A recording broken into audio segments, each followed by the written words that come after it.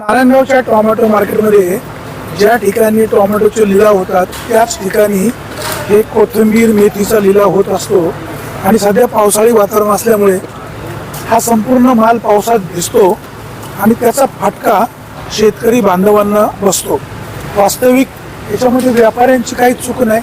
Market कमिटीने या ठिकाणी जर माल ठेवण्याची व्यवस्था केली तर अशा प्रकारची वेळ येणार नाही।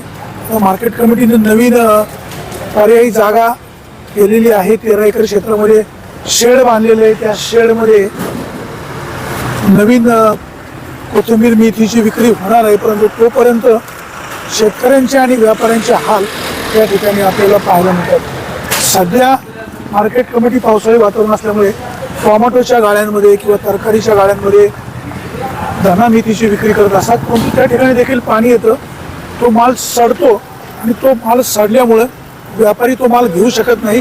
त्याचं कारण देखील तसंच आहे। जर तो सडलेला माल घेतला तर पुढे कोण घेणार? शेतकरी बांधवांनो, व्यापाऱ्यांची सुद्धा व्यथा काय आहे ते देखील आपण समजून घेणं गरजेचं आहे।